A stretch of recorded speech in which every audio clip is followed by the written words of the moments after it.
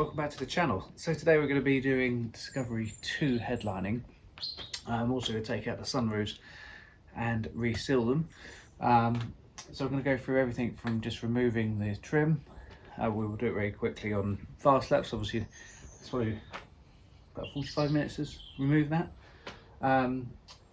Things you're going to need before you start this job: gloves, disposable ones, scalpels, obviously the headlining material, and if you're going to do the sunroofs like I am, a nice tube of black tiger seal.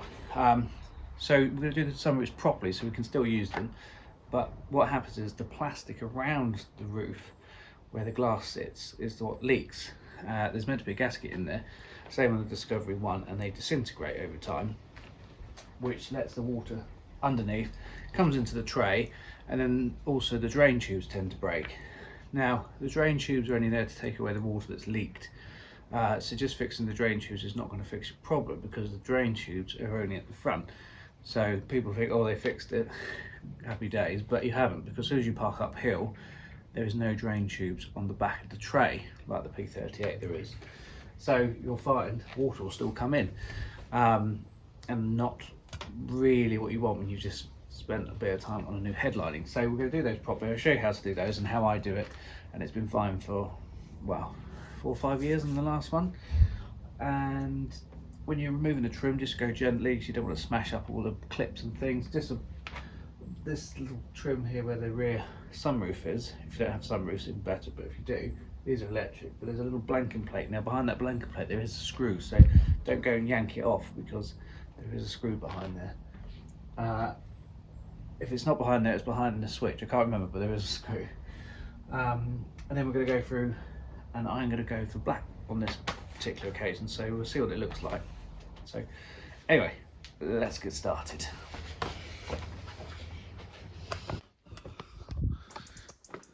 So we're going to start by removing the side panels here. So we've got a push-in clip at the top here. These are going to have to come off. There's another one up there. We've got screws here. Yours should have a white cap on those. We probably have to unbolt the seat belts. We can just slide that off. We've got a couple of clips here, and obviously we'll have to undo the bolts in there as well, and that will come out. Same for the other side. So let's get on with that.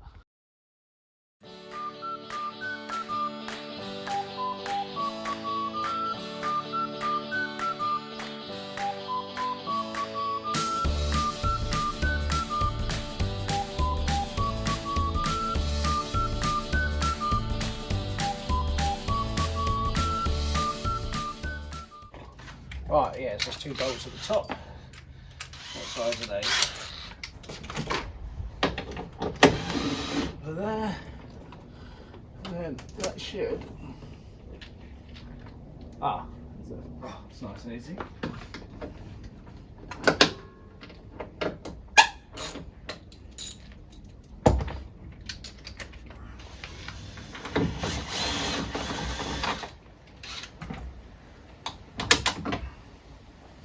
Okay, so that's the last of that. So that comes out. Just 2 8mm bolts and a Torx bolt. No, it's behind the switch.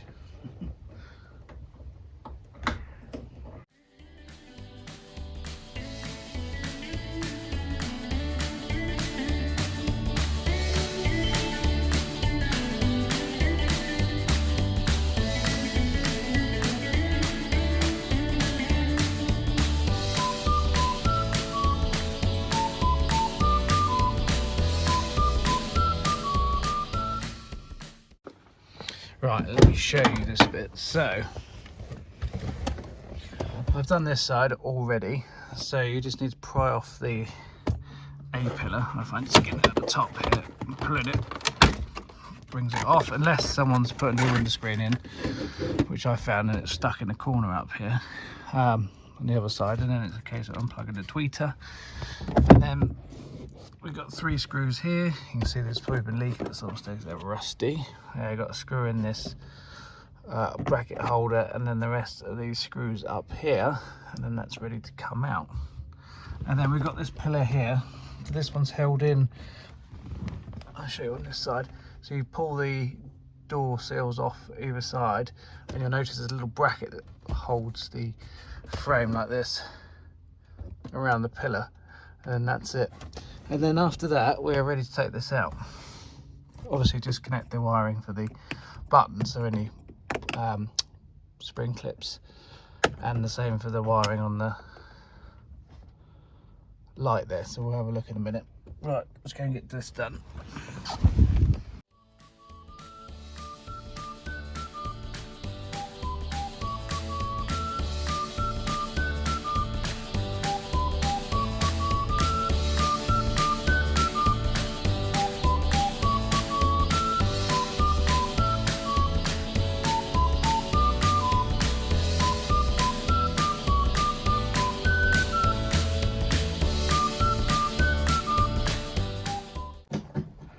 Now,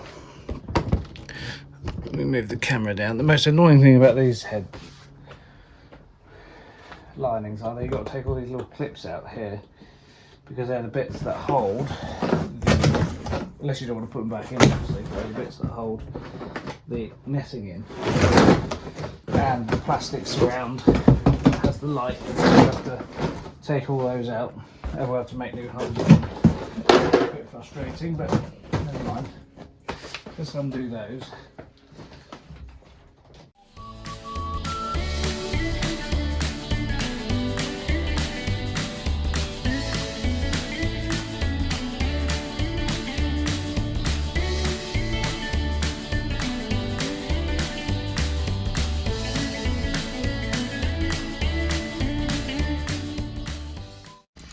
So the next step, so if you're not going to do this because you've not got sunroofs, or you just don't want to do it, skip on. But so this is the cassette that holds a sunroof. So you can see someone's already repaired these with the drain plugs with the, it looks like amorite, not amorite, aridite. You know, where you mix the two. It's actually quite a good repair actually. It's pretty solid. Okay, that's good. But I'm going to remove these anyway. So you see the remains of the old gasket here. You see it's like a foam that sticks out, and what happens is the water comes through the behind this gap here, because at the top is the sunroof plastic I'll show you in a minute, and it seeps down into this tray. And then obviously people repair these because this is the drain, but as you can see there's no drain at the back. So if you're parked uphill, water can't flow forwards, obviously because of gravity. So it just fills up here and then flows out the back. So what we're going to do, undo these torque bolts here, and that will remove this bottom tray. You might not be able to get your pipes off. I don't think these are going to come off now. They've been glued, but I'll put something to support them. And then it gives you the chance to lift the whole sunroof out in one hit. Obviously we'll have to remove the motor. Do we need to, actually we might not need to even operate the sunroof. And if you wonder what this is your receiver. It's a central locking, so just inspect that for any dampness. Looks like the bolts have got wet at some stage, but they look, it still works, so I'm not going to touch it. And then it's exactly the same principle for the front. So I'm going to get undo all these Torx bolts, and I'll join you in a minute. But let me show you the top.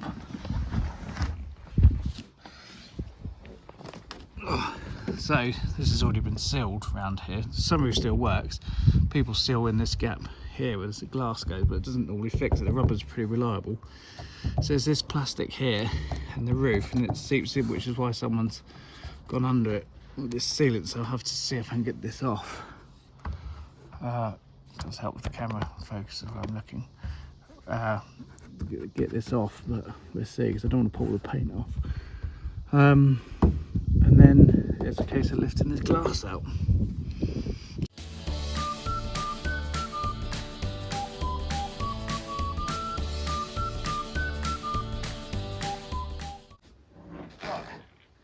And then we have one. Oh gosh, shit, it's hot. Oh. And if it's sunny like today, don't touch the glass. And then we have one complete sunroof. So I haven't opened it, it's still closed. As you can see here, hard to balance this on my leg. You can see the old gasket there that goes around. So what we're going to do, I'm going to put this down because it's hot. Oh, God, that's hot. Right, so that's both of the sunroofs out completely. So what I'm going to do, if I get up the top here, so unfortunately whatever they put on here I can't actually get off. It's so hard that it's actually peeling the paint off, so I'm gonna have to put the sunroofs back in. Hopefully yours are a bit better than mine, but anyway, so what I'm gonna do is tiger seal all around the edge here on both sides. I also say hopefully you won't have this, but I don't know what it is, I just can't get it off, and not without damaging the paint. And same for the front one. And if I come down, we're going to go around the I need to clean this up still, but I need to go around the frame of the sunroof here again with some tiger seal to give it a good bond. You can buy the gaskets, I think, but the gaskets are hopelessly unreliable even when they were new. So we're going to put that back in, and then it's a case of slotting that back in to the roof. Make sure you're quite generous with the tiger seal, and then we're going to bolt this frame back up so the seal on the top and the bottom then gets pushed into the roof. So hopefully that will seal up, and then we'll leave that overnight drying, and then before we put the headlining back in I will make sure that's obviously sealed up. And one other thing while you're under here, if you've got roof rails, you probably want to go around checking the bolts. You can see one's just there and the other one's in that hole there. If you've got the roof rails, which I have, make sure they're tight because they can leak as well. And I'm going to probably add some soundproofing to the roof, but for now, for tonight, I'm just going to add the sunroofs back in. So let's get on with that. Alright, so let's go tiger sealing.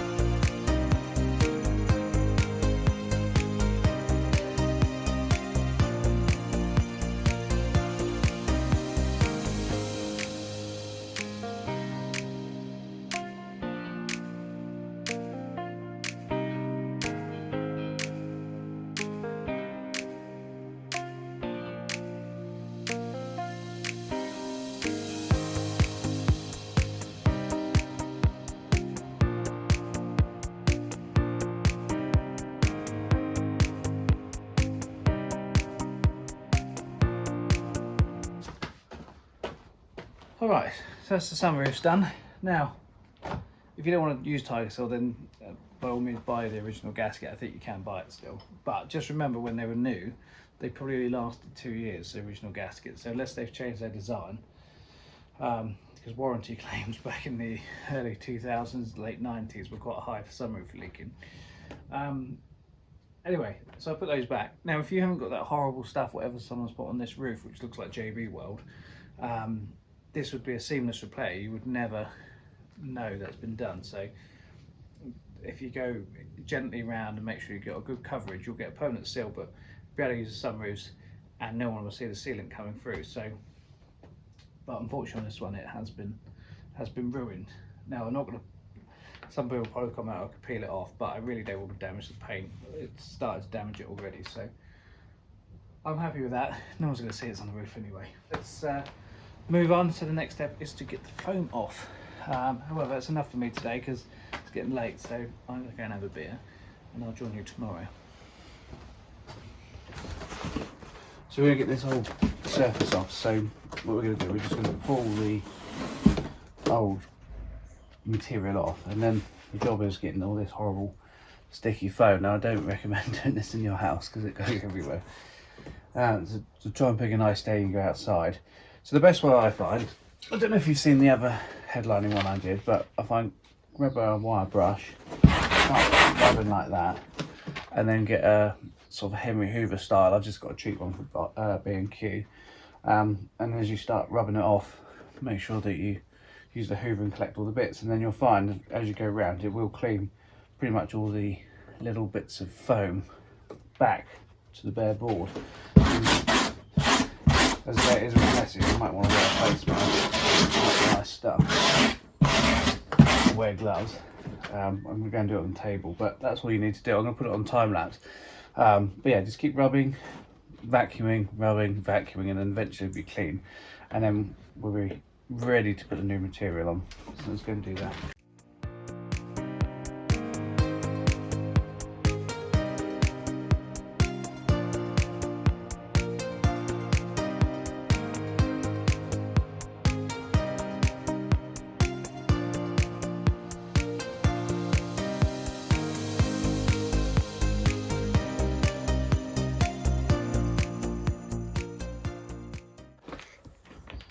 Right, I've upgraded myself.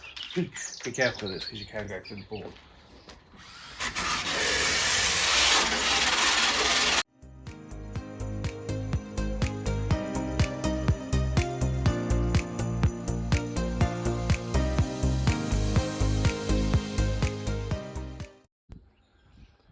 Alright, so that is as good as I'm going to get it, I think. That's pretty much all off. There's nothing sticky left. So now it's a case of we're going to put the fabric on, different layers, and then we're going to start at this end. Now, the original cut is on the end here, but I'm going to take it a little bit over and lap it over, because I find if you cut it where it used to be, if you look from the outside of the car, you can actually see the cut mark.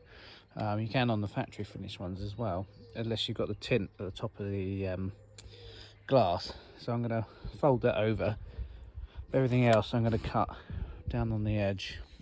So start small sections at a time and then work your way down. So there's nothing too complicated on this section.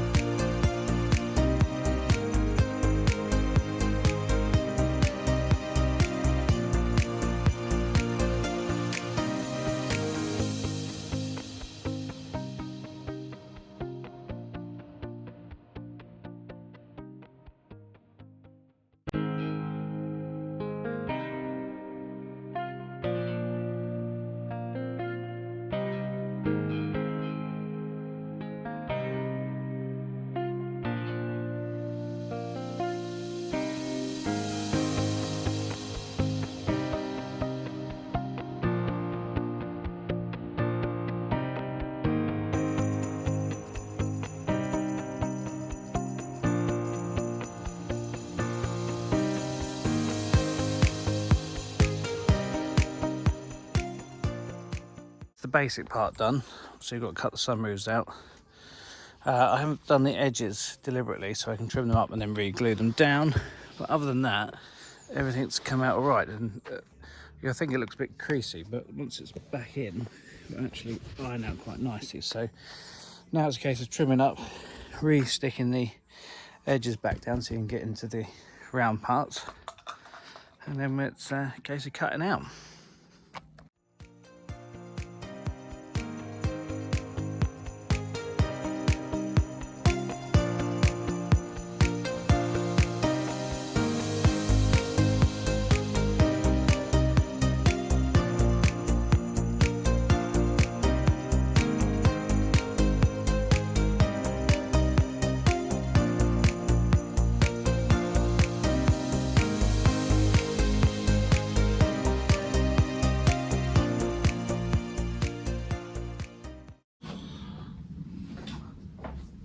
Alright, so it's time to put this back in again. Make sure you get your gloves on because you are going to leave marks, especially if you've gone for oatmeal, but black's not too bad. So we're going to do the reverse as how we took it out. We are going to bend it slightly to put it in. I don't know if you can see that, but I have added some sort of heat resistant mats and harmonic dampeners, They're soundproofing, but they're not mainly soundproof. They're to take any vibrations out of the metalwork, and also it does help keep the heat out, I find. So I've just gone over the roof with those, and you'll notice if you do this to yours, it's less tinny. If you do it without these, it's very hollow. So I'd recommend. They are quite expensive, but you don't have to go nuts with them, but just get a good coverage. So okay, that's optional. So let's go and put this back in.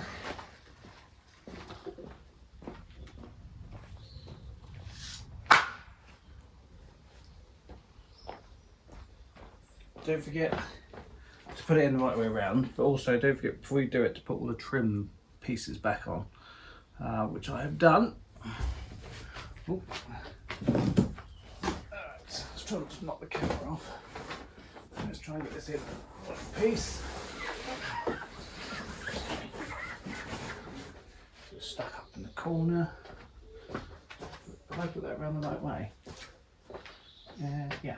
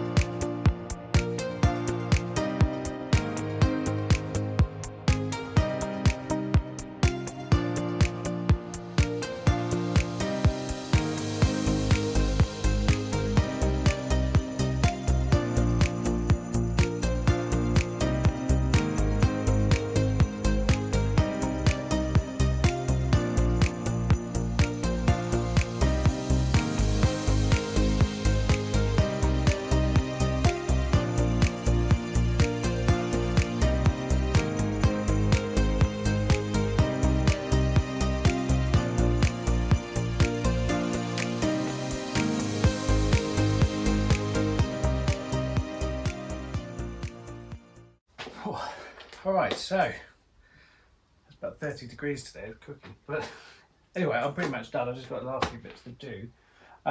So that's how you do a headliner on a Discovery 2 and fix the sunroofs at the same time. So don't forget, I can still use the sunroofs. They work just as they did before. They just don't leak anymore. Hopefully you won't have what I've had on the top with some looks. I put some JB weld around it because I literally can't get it off without damaging the paint. So, but they have sealed. I have tested it before I put the headlining back in. So I think it's rather good. So give it a go. What's the worst can happen? You might waste 70 quid on material. If not, if you don't feel confident, just take it to places that do them. There's a guy in Taunton, as I mentioned before, I've used in the past. Unfortunately, he's not that close to me, so it's not worth me going. But there's plenty around the country. But if you fancy doing it yourself, it doesn't take too long. I've probably spent about 4 hours start to finish. And that includes doing a sunroof. So anyway, thanks very much for watching. Say, if you found this useful, give us a beer or something like that if you feel you want to. But if not, I'll see you next time. Thanks very much.